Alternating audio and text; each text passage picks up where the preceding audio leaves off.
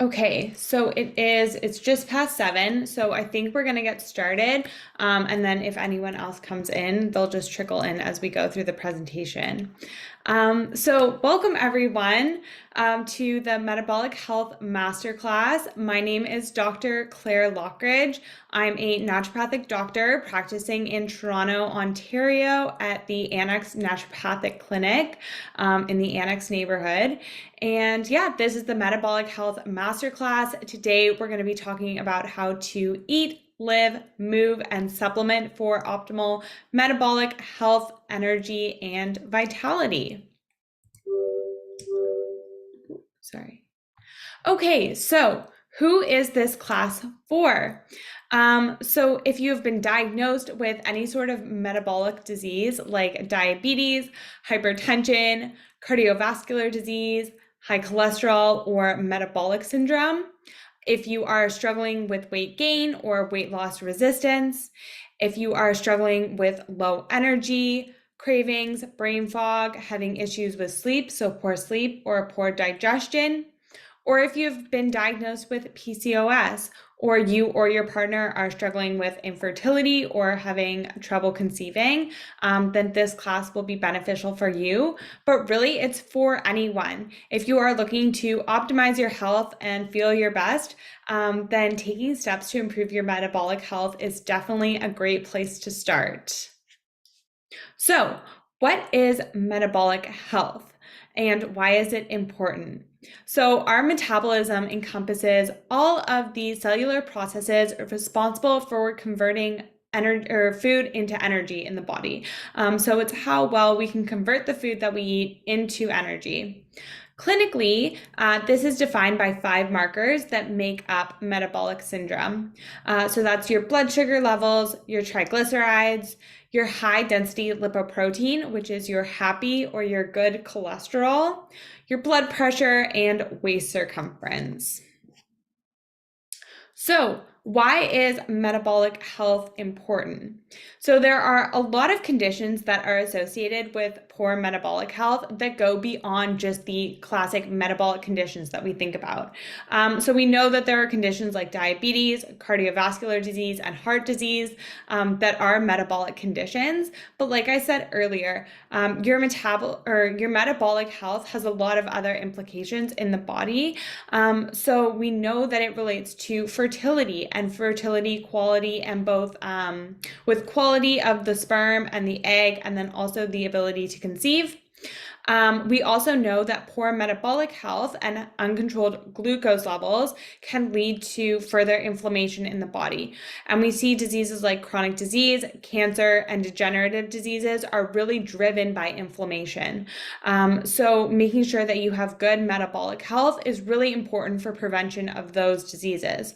We also know that metabolic health is very intertwined with cognitive function. So if you're having any issues with brain fog, poor focus, fatigue, anything like that, it is important to look at your metabolic health as well. But also, it comes back to improving and maintaining a high quality of life. And that's really what I want for all of my patients. I want them to have energy and to feel really good in their day-to-day life and maintain a high quality of life for as long as possible. So I always say it is never too early to make changes for your health, but it's also never too late. So even if you have an official diagnosis of a metabolic disease or another disease, or if you're simply just starting to see some signs and symptoms of metabolic dysfunction, or you're totally healthy and you're just looking to prevent any disease, it's never too early or too late to start making changes for your health. So just quickly to go through some of the goals of this masterclass. So hopefully by the end of the presentation, you're able to recognize the signs and symptoms of metabolic dysfunction. You're able to understand the connection between hormonal health and metabolic health for both men and women. And then you're able to understand the role of diet, lifestyle, and supplementation in hormonal and metabolic health. And hopefully you'll have some takeaways and things that you can implement in your life. And lastly, I hope that you feel empowered to further improve your health. So let's talk a little bit about metabolic syndrome and how it's diagnosed. So clinically, metabolic syndrome is diagnosed with 3 out of the 5 of the following criteria, and we've touched on these before. So it's increased waist circumference, over 102 centimeters for men and over 88 centimeters for women. If you have high blood pressure, if you have low HDL or low happy cholesterol, if you have high blood sugar levels, or if you have high triglycerides. So if you meet 3 out of 5 of those, you meet the criteria for metabolic syndrome. Now, there are some additional tests that we use at the clinic to assess metabolic function, and these are tests that specifically look at glucose control. We're going to talk more about glucose and insulin later in the presentation, but these are really important for metabolic health. So 2 tests that I run quite often are fasting blood sugar and fasting insulin. So that's just looking at your blood sugar levels and your insulin levels after a 12-hour fast. Your HbA1c, which is very commonly run, is a really good snapshot of how well you're controlling your blood sugar over the past 3 months. Sometimes we'll use the 2-hour glucose challenge test. That's where you're administered glucose, and then we measure your blood sugars levels 2 hours later to see how well you were able to regulate your blood sugar. And then the HOMA-IR is really good for assessing insulin sensitivity and looking for insulin resistance. So even more importantly than the tests are the signs and symptoms of metabolic dysfunction. And that is because a lot of people, especially if you don't have pre-existing risk factors or you don't have a direct family member with a metabolic disease, a lot of times people aren't getting blood tests on a regular basis. So it's really important to know the signs and symptoms of metabolic dysfunction and being able to recognize those early on. So, what does metabolic dysfunction look like? There's a number of different ways that metabolic dysfunction can present. So, really common ones are weight gain or weight loss resistance, things like sugar cravings, increased hunger, and increased thirst. But some less well-known symptoms as well. So, poor sleep. If you're having issues falling asleep or staying asleep, poor focus, poor memory, brain fog, anxiety, or depression. So again, that cognitive function, if that's not there, that could be a symptom of poor metabolic function. For women, we see irregular periods, painful periods, and low libido. And for men, we see things like erectile dysfunction, low libido, and midsection weight gain. And we're going to talk a little bit later about how female and male hormonal health and metabolic health intertwine. We also know that poor metabolic health and uncontrolled glucose levels lead to a lot of inflammation, and we see that manifest often with acne, joint pain, or muscle pain. We also know that when our metabolic health is not functioning properly, our other systems in our body aren't able to function properly. So sometimes we see things like immune dysfunction. So we see poor immune health, frequent infections, or poor wound healing. So, why is it important that we address this dysfunction early? Like with most things, the longer you wait to address the problem, the greater the issue becomes. And a lot of time in allopathic or Western medicine, they'll generally wait for an official diagnosis to treat. And we know that the earlier you make diet and lifestyle changes, the greater the impact. So it's really important to start early. Like I said before as well, even low levels of metabolic dysfunction can lead to increased inflammation in the body that can further drive cancer, chronic disease, and degenerative disease.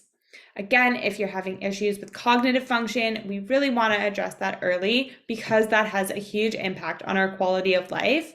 And that brings me to my last point, just improving and maintaining a high quality of life. The sooner you address this, the sooner you address the dysfunction, the better outcomes you're going to have. So, what is at the center of metabolic health? I see a lot of times it comes down to blood sugar control. So, really keeping stable blood sugar levels.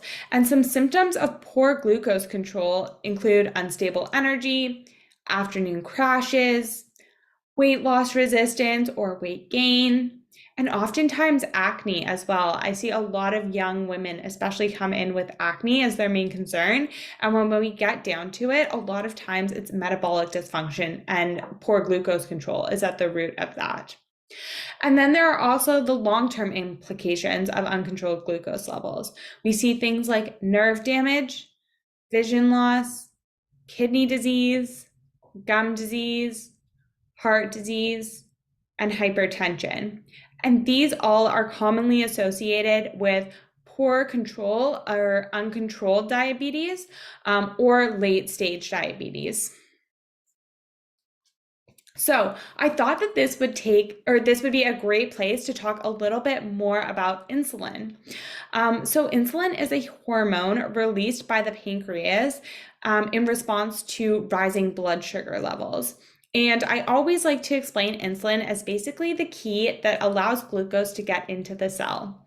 So glucose is the fuel source for our cells, but unfortunately it can't get into the cell by itself. It needs insulin to basically act as a key to allow it to get in. What we see with chronically elevated glucose levels is chronically high insulin as well. And with this elevated glucose, elevated insulin, the cells become less and less sensitive to insulin. That's when we get poor insulin sensitivity, leading to insulin resistance. And basically what ends up happening is we have high circulating glucose, high circulating insulin, and at the same time, the cells aren't getting glucose, so they're basically starving. So your cells are starving, and at the same time, you have high glucose and high insulin that are just driving further inflammation within the body. So yeah, that is basically a snapshot or a summary of the function of insulin and kind of the mechanism of insulin resistance. This is just a funny picture that I like to show that kind of illustrates insulin resistance. Basically, insulin is screaming at the cell to let the glucose in, and the cell is just covering its ears and not letting the glucose in. So let's talk a little bit between the connection between male and female hormonal health and metabolic health. And there is so much that can be said about these because they really do intertwine so much. I've kept it pretty short for the presentation. These are just a few things that I commonly see in practice. So let's start with female health and metabolic health.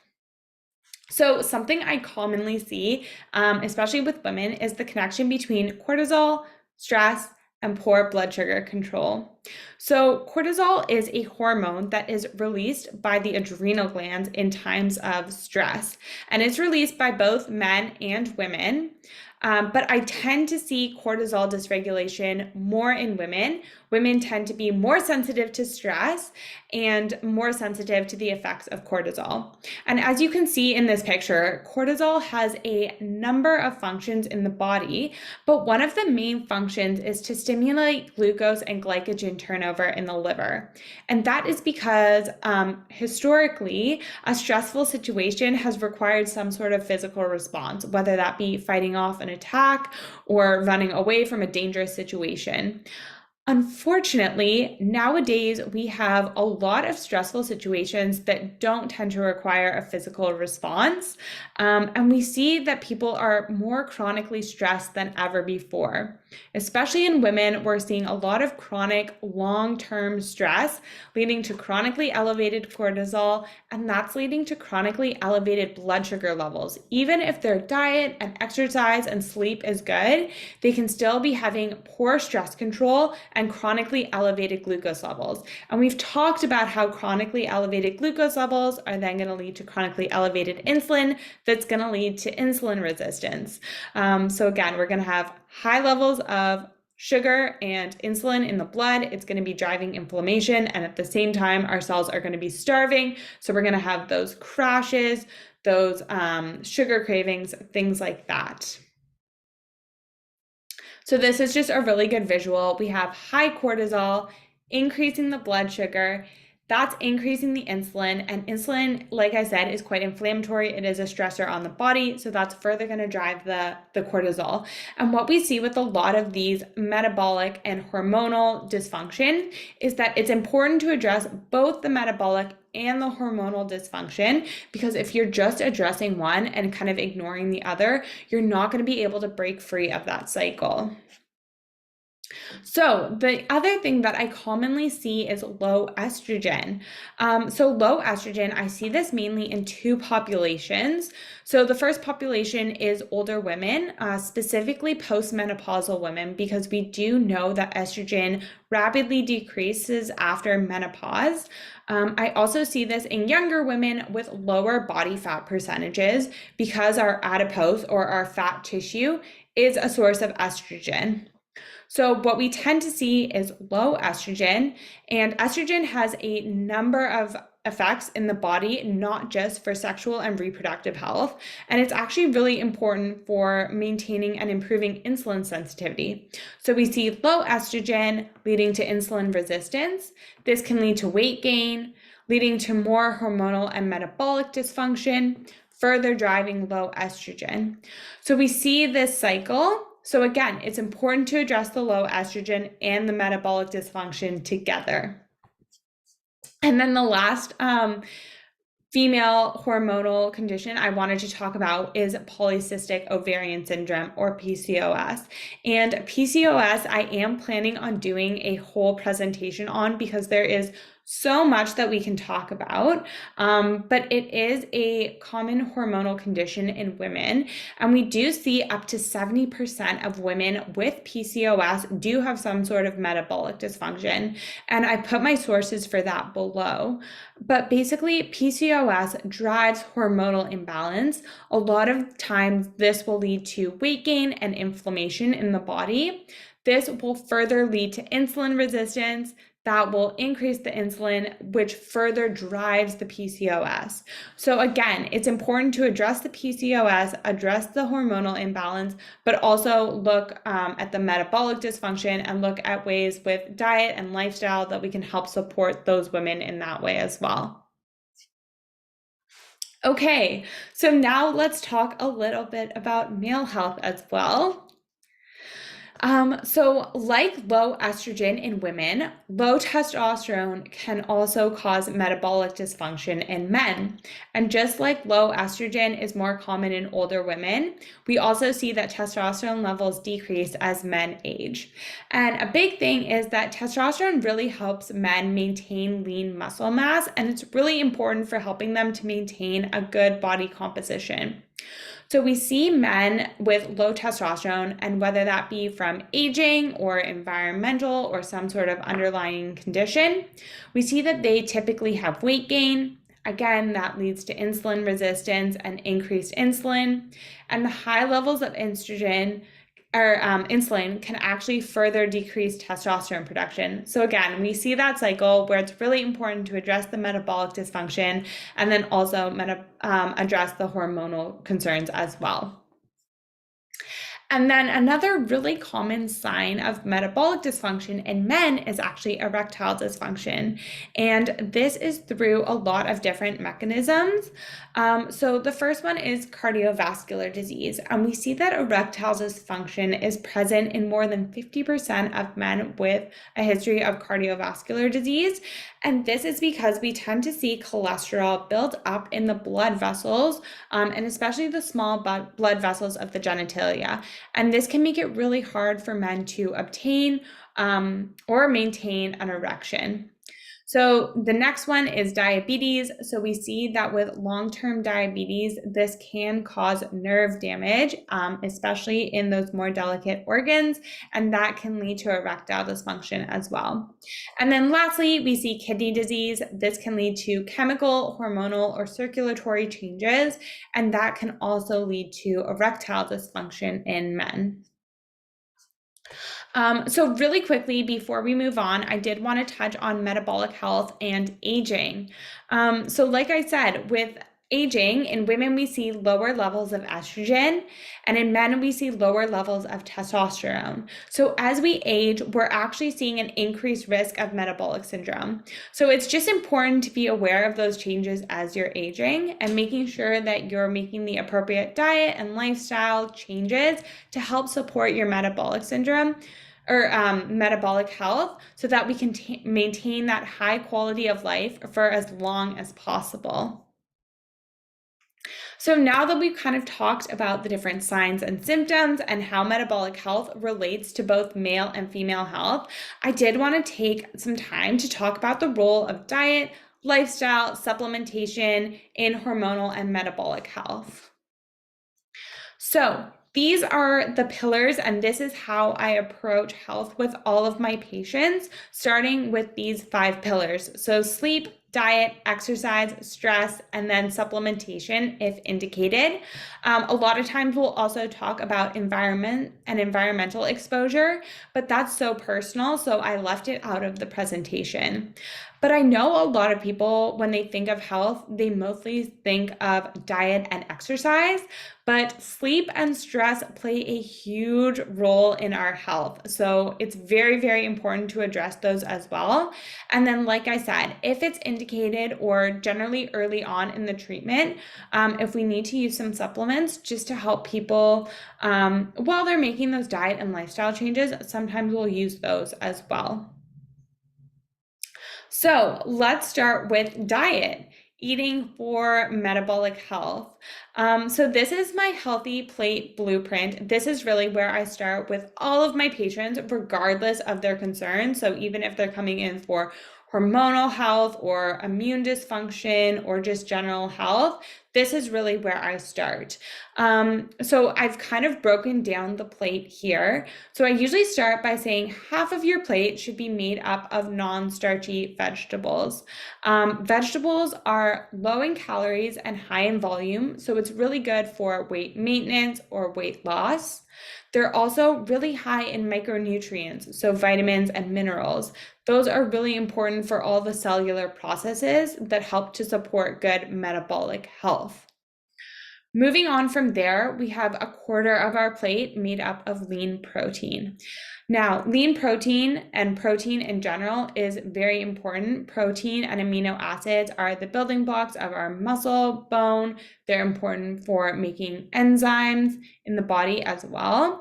And then also protein is important for slowing the digestion of the meal. And we're going to talk on the next slide why slower absorption of the meal is important. But protein really helps to slow down the meal and helps to increase satiety. Moving on, we have the final quarter of our plate made up of complex carbohydrates. So again, these are fiber rich. It's going to help to slow digestion. Carbohydrates are very important for providing us energy, and complex carbohydrates are things like sweet potatoes, squash, any sort of whole grain like brown rice, quinoa, or oats. And like I said, you want those that are high in fiber that are going to help to slow digestion. And then lastly, we have healthy fats. Now, if you cook your vegetables in some sort of fat or you have a fattier source of protein, then you won't necessarily need a healthy fat.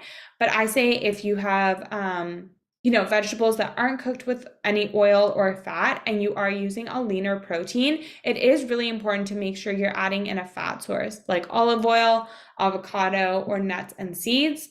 A healthy fat is going to help with the absorption of some of those micronutrients, specifically the fat-soluble vitamins and minerals. So yeah, that is where I start with patients, and coupling this blueprint with listening to your hunger cues and listening to your satiety, that is usually a really great place for us to start, especially if weight loss is the goal, and then we can just tweak the diet from there. So, I wanted to talk a little bit about why slower absorption and gradual absorption of a meal and glucose is important. So, this is a really good illustration of why you want slower absorption of the meal. We really want to keep those blood sugar levels as stable as possible because that is going to prevent really high spikes in blood sugar and the subsequent crashes that we have. So, when you eat a meal that is high in refined carbohydrates, that is low in fiber, fat, and protein. Fiber, fat, and protein are really what help to slow down a meal's digestion. You're going to get that high spike in blood sugar, and then your body's going to release a lot of insulin to help bring that blood sugar down, and you're going to get a subsequent crash. And what's going to happen is you're going to be very hungry and you're going to reach for those refined carbohydrates again because your body wants that glucose hit. So it's going to end up taking you on these really high peaks and really low lows. What happens when you start eating more meals that look like the healthy plate blueprint is you're going to get more into that green zone where you're having gradual increases in blood sugar and you're able to bring those down, but staying within a reasonable level. And this is not only important for cellular function, but also just to maintain level and stable energy throughout the day and maintain good cognitive function throughout the day. So next, I want to talk a little bit about exercise, so how to move for metabolic health. And again, this is the approach that I take with all of my patients. I start at the base with daily movement, just asking them how much movement they're getting throughout the day. Most people are sitting at stationary jobs for most of the day, and then they might go to the gym for half an hour or an hour at the start or end of their day. And going to the gym is great, but we really want you moving consistently throughout the day. So I always ask my patients, how can you incorporate more movement throughout your day? Is it setting a timer every hour to get up and stretch? Is it getting off the bus a few stops early and walking the last little bit of your commute? Is it choosing to take the stairs instead of an escalator or elevator? Those are all ways that you can just incorporate more movement into your day. And then the next thing I talk about is strength training or resistance training. And this is actually, I recommend this a lot more than cardio. So strength training has a lot of benefits. Specifically, it increases muscle mass. And higher levels of muscle mass is going to increase your base metabolic rate, which is how many calories your body burns at rest. So it's really good for anyone who's looking to either lose weight or easily maintain a healthy weight. We also know that increased muscle mass helps improve insulin sensitivity, and we see that insulin sensitivity improves in the hours following strength training. We also know that as people age, they tend to lose muscle mass. So both men and women see a decline in muscle mass with age. And we've already talked before how aging puts you at increased risk for metabolic syndrome through the hormonal changes that we see in both men and women. But it also puts you at increased risk because you're losing muscle mass. So it's important for everyone to incorporate strength training, but especially for my older patients in their 40s, 50s, 60s, and beyond, I really stress strength training should be a part of their regimen. And then lastly, we have cardio. So cardio is great. It can help you with burning calories. It's good for heart health if done at a moderate level. But I generally say if you're looking for the most benefit and the most bang for your buck, to really focus on strength training and incorporating more daily movement into your life. Okay, one of my favorite things to talk about with my patients is sleep. Sleep is so important for your health, and it's such an underrated tool, I think, when it comes to people's health. Sleep deprivation has a number of negative impacts on the body. I didn't put them all on the slide. These are just a few, but a lot of patients are very surprised when I tell them that less than 7 hours of sleep per night is considered sleep deprivation.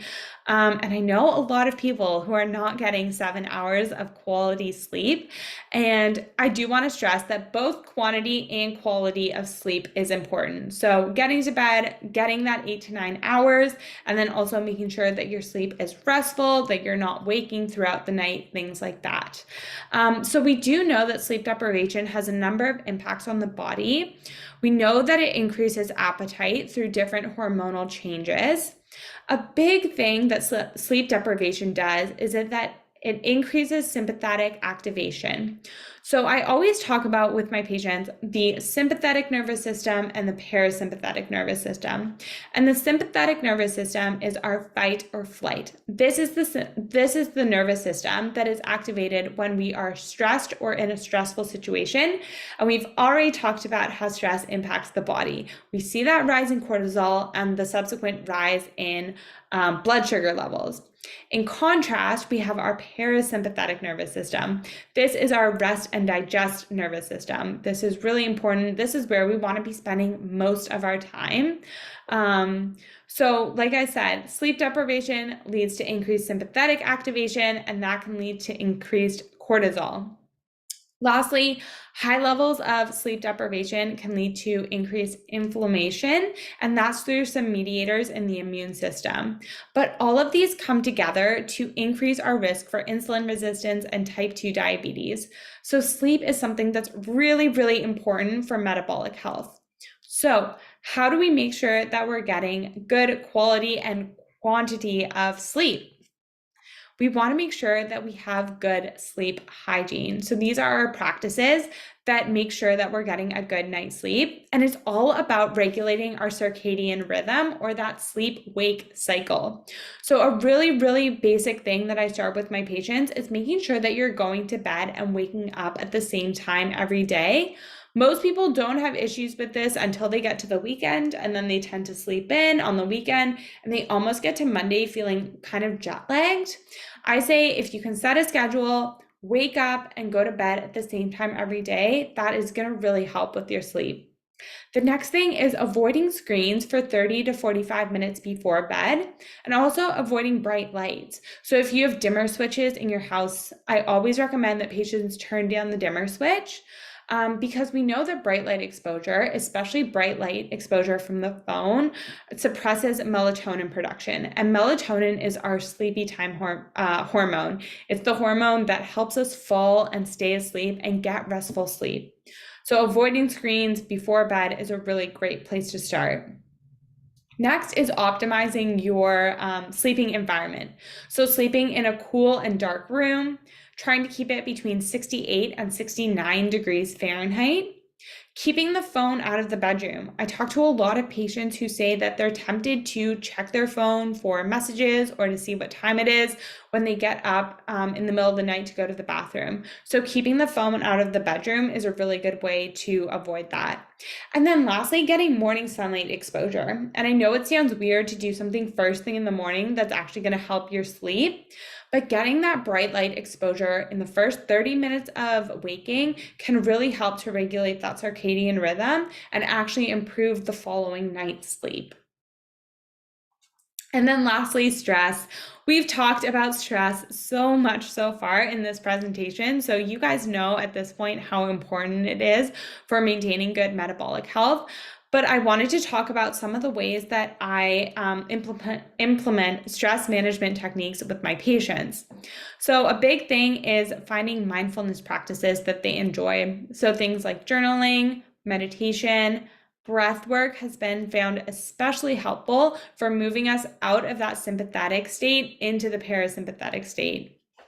Some other recommendations I make is finding and cultivating more hobbies in your life, setting boundaries, whether that be in your personal or professional life, prioritizing social interaction with your loved ones and people you care about in your life, and then limiting time online or on social media. And then just before we talk a little bit about supplements, I always like to preface this by saying, just like you cannot out-train a bad diet, you cannot out-supplement a bad lifestyle. So really starting with those 4 pillars that I talked about: diet, exercise, sleep, and stress. And then we generally use supplementation earlier on when they're still making those changes, or if they're coming from such a place where there is so much dysfunction that we do need to give them a little bit more support.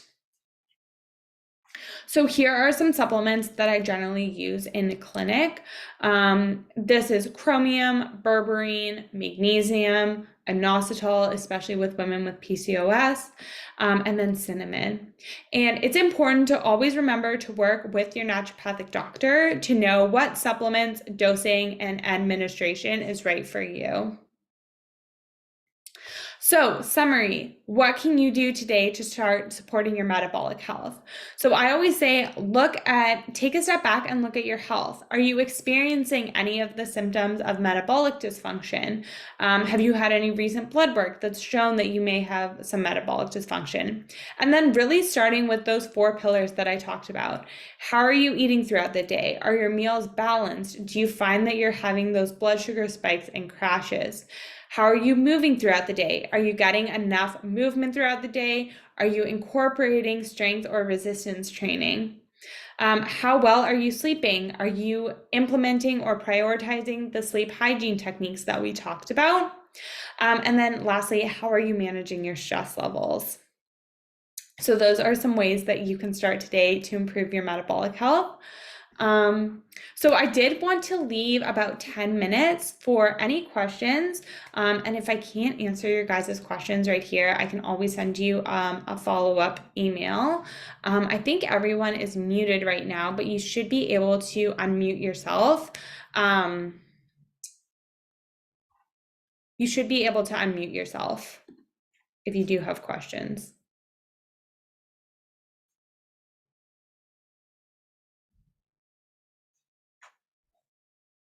I'll just give it a few minutes.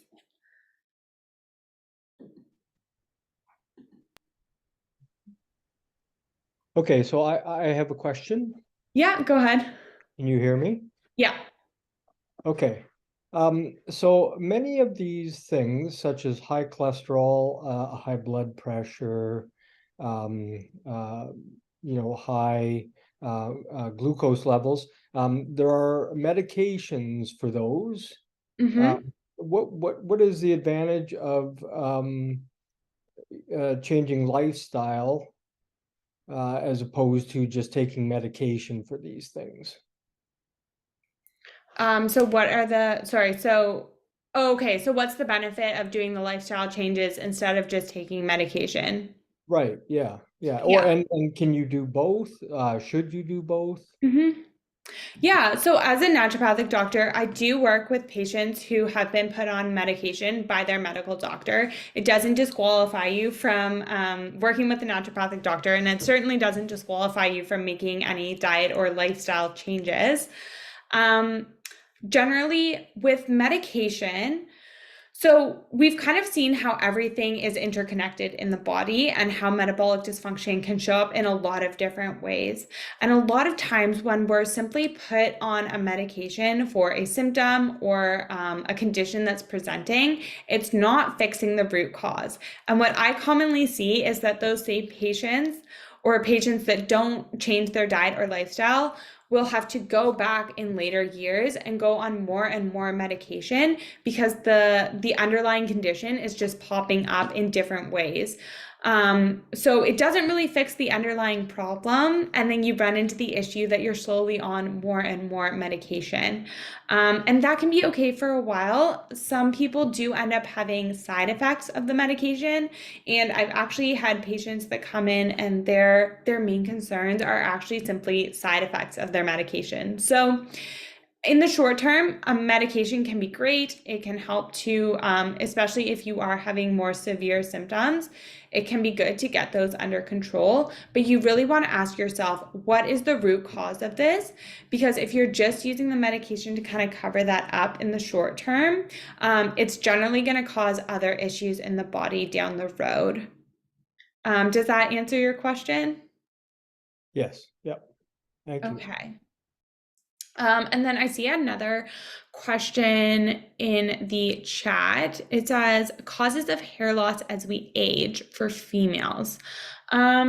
Okay, I might have to get back to you on that one. There's a number of reasons that we see hair loss.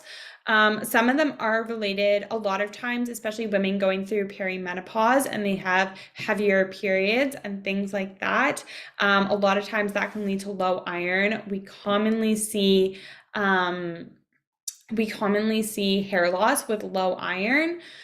We do also see it in metabolic dysfunction because when our cells are not getting the proper nutrients and when they're not um, when our bodies aren't able to function properly because our cells are starving, we do see hair loss. I also see it quite commonly with people with gastrointestinal diseases. So anything like Crohn's disease or ulcerative colitis or leaky gut, things like that. Again, where they're not able to absorb the nutrients properly, we tend to see hair loss in that as well. So I saw someone raise their hand and then, oh no, two Okay. people raise their Uh, hand. Yeah, go I, ahead. I think that was me. I have congestive heart. My lifestyle is actually pretty good. My diet I really take care of. I'm starting to do my exercising now. Um, the question I have to do is uh, water retention. Mhm. Um, so see, I've been taking a diuretic for, gosh, a number of years, 3, 4, or 5 years possibly, and eventually, I guess that does lead to kidney damage. Mhm. Um, so water retention is a big issue, and I am seriously attempting to get off of the drugs. They were a good short-term base, as you mentioned. That's how I look at them. But now I need to sort of occasionally still take this diuretic to sort of get rid of the buildup of water that starts again. Does the buildup of water and this have anything to do with the metabolic syndrome, Yeah, or so, oh, go ahead. or the the disbalance that you know blood sugar or insulin and other things may have? Hmm.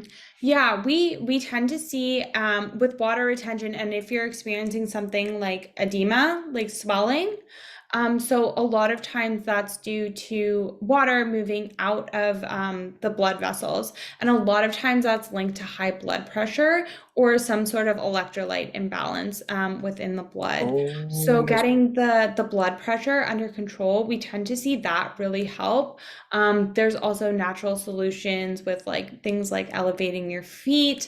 You can do more natural diuretics instead of the herbs, but again, you would want to be working like with a naturopathic doctor Yes. for that You specific. know, excuse my interruption, but my Yeah. blood pressure is actually quite low. Like it's almost at a good place, but it's sort of lower possibly than it should be. And that's even when I, don't take drugs. Um, so my blood pressure is good in that way. Um, the electrolyte imbalance might be one of the factors. Yeah. Yeah, Like yeah. like I said, like that's something you could definitely work with, especially if because you mentioned you had kidney issues. Well, no, I don't. But I suspect that possibly after taking diuretic for, a lot longer than I had ever intended, that might be a possible thing that's occurring, right? Yeah, yeah, because the diuretics do tend to change electrolyte imbalances or balances within the body, so that can contribute to the edema. So again, you would want to be looking at is it a side effect of the medication, or is it something else that's causing the edema? Yes, yes. Can I just try to add quickly something else? See, like the my ankles right now are under they don't create the edema, which I had for a little while. I went to a hospital stay to get rid of it. But the thing is, it seems that basically its fluid accumulates in the lungs right away. It sort of starts impairing my breathing. And right now, I notice that the edema, like the ankles, are not the first cause of alarm, but the shortness of breath is. Mm-hmm. Yeah, yeah. So again, it would be like looking at the medication, making sure that that is not the cause of the electrolyte imbalance, and then the edema. And then you would probably want to do like working with a naturopathic doctor. You could do some further investigation to see what is at the root cause, because again, it's every individual is going to be different, and whatever root cause. Um, and identifying that root cause of the imbalance. So thank you, and thank you for the I'll call it the seminar. I Yeah, appreciate. thank you so much for attending. I think I saw maybe one other person raise their hand. We'll give them a few more minutes. Yeah, I did. Oh, I wanted to ask about if, you know, digestive issues is linked to metabolic dysfunction, or the metabolic dysfunction causes digestive issues. Because I've had digestive issues, but but it's like I'm having more symptoms like brain fog and that I've never had before. Brain fog, extreme tiredness. I'm in college, so it was kind of weighing me down on trying to Mhm. focus in my exams and stuff like that, tingling and stuff like that in my feet and stuff like that. But I'm waiting for blood works. But I was wondering if it may link to malabsorption that may cause, you know, deficiencies, as I have digestive issues. So I'm not sure. Yeah, I commonly see like that link between digestive health, cognitive function, kind of metabolic health, and energy levels. So it's hard to pinpoint exactly which is causing which, and a lot of times it's kind of a snowball effect. What I commonly see is people who start out with low levels of digestive issues, and that can kind of snowball, whether it's inflammation in the gut. Due to some sort of gut dysbiosis, like poor gut bacteria. That Yeah. generally leads to, poor absorption, and then you're not absorbing the food properly, and you're getting those mineral deficiencies, and your brain isn't able to function properly as well. So you're getting things like brain fog and fatigue. We also see things like sugar cravings are really common with gut Yeah, dysbiosis. I had that as well. I had sugar cravings, but I also had times where I'm I'm thirsty a lot, but I'm drinking the water, but it's not, I'm still like my mouth gets dry a lot too. So I'm not sure. But thank you very much.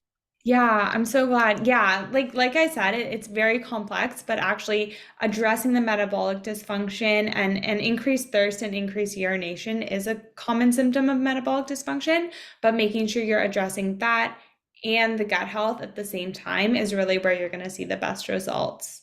So, oh, okay, so I should start out with both metabolic and the gut issues, because I realized that I keep drinking the water and I have to like go to pee like a few minutes after, or a while that I've never noticed before. I've never had it before. So frequently when I keep drinking water, I have to go. Yeah, yeah, and it's just being aware of that at the start, and then that's a sign that maybe there's some underlying metabolic dysfunction, and that might come up on the blood work as well. Oh, okay. Thank you very much. The doctor did test for like, she was wondering if it was B12 deficiency. She tests for B12, folate, and a lot more. So I'm just waiting for that. Yeah, yeah, I definitely could, especially because you mentioned that you had the nerve pain, which Yeah. we commonly see with B12 deficiency. Okay. Thank you very much for this presentation. Yeah, I'm so glad that you enjoyed it. Yes, thanks. Any other questions? Okay, well, I will send up a follow-up email and that will have my email in it. So if you have any other follow-up questions, how to fix absorption issues. So a lot of times that's going to be actually addressing your gut health. So making sure that the intestinal barrier of your gut is really healthy, that you're not getting any leakage, because when you don't have good gut health and you have increased permeability within your gut, you're going to get further leakage, and that's going to cause inflammation, and that's going to worsen absorption.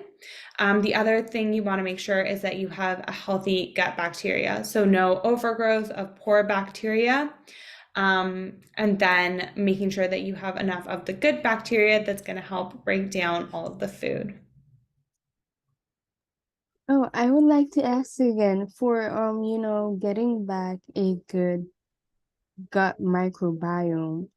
Do you like if someone have leaky gut or some other digestive issues or malabsorption, what do you look at starting with? Do you start with a cleanse or for parasites, or you go for getting the lining back to normal?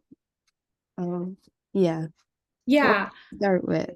It depends really based on the patient and really what they're coming in with and their individual history. A good place that I start is usually with repairing the gut lining, and that's usually through a mix of supplements. So there are some supplements that we use specifically to help strengthen the gut lining.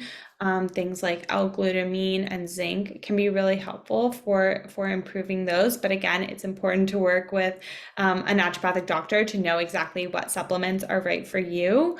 And then working on repopulating the good bacteria in the gut, whether that be through probiotics or fermented food.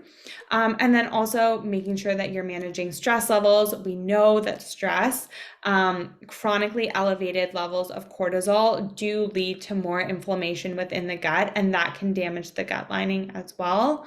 So making sure that our stress is good. And then we look at things like meal timing as well. A lot of times, even implementing practices like avoiding snacking, avoiding meals 2 to 3 hours before you go to bed, really giving your digestive system a good break in between meals so that that motor complex can move everything through and kind of sweep through, clean out the digestive system in between meals. That's generally where I start. So looking at strengthening the gut lining, repopulating the gut bacteria if that is indicated, managing stress levels, and then making sure that you're giving yourself a good amount of time in between meals for your gut to kind of work through and clean everything. That's very good. That's a very good step-by-step process to approaching it. I'm researching and everything you just said, that's what I keep seeing. So that is very good. So I started to mostly eat 2 meals to give my digestive system some time to rest in the evening. So I eat earlier in part of the day, and it is good. It is good for me. I really think that I understand the information more to find the root cause, and I just need to work with a naturopathic doctor because I'm really mostly interested in using natural stuff to heal the body than these meds and stuff that just repress symptoms and doesn't get rid of the root cause. So thank you very much again. Yeah, I'm so glad that you enjoyed the workshop. Yes, very much. Okay. Any other questions? Sorry, Claire, it's Janice. I don't know if you can hear me. Yeah, go ahead. Okay, I couldn't find the hand raising, but anyway, you said something about L-glutamine. Your comments were very helpful in terms of repairing the microbiome, because I also have zonulin is high. I seem to have a bit of a leaky gut going on, and I don't gain weight easily. At any rate, taking probiotics, taking zinc, fermented foods, trying to lower my cortisol. But you mentioned L-glutamine or something. I think I spelled it wrong in the chat. Yeah. Oh, I don't think I saw that. So L-glutamine. Yeah, and like I said, I can't give any information about dosing or anything like that. It's an amino acid. The research has shown that it's especially good for two things, repairing the gut lining and improving muscle mass. So two great things that kind of work with this presentation, because I said the importance of building muscle mass for metabolic health, but then we also see it beneficial for actually repairing the gut lining as well. Excellent. That's very helpful. And I do have a naturopathic doctor as well, and she is a GP. So yeah, hopefully we'll work on it. But obviously these supplements she has me on are important. She's got me on some Opti GHI. I don't know if you've heard of it, but it's very expensive. It's like almost $100 every couple weeks. It's a powder supplement that you can mix with water or milk, and it's not available on Amazon. You have to get it through sort of this portal. So I just don't know if I need it, whether I need to be having this sort of supplemental powder as well as a normal diet. Yeah, I'm sure like this is just something you could also bring up with her and say like, look at, I've heard of the possible benefits of L-glutamine. Would this be something that we could incorporate maybe instead of the powder? But again, that would be a good conversation to have with her. Very good. Very helpful. Thank you again for the presentation and the information. Yeah, thanks for attending. I'm so glad that you enjoyed it. For sure.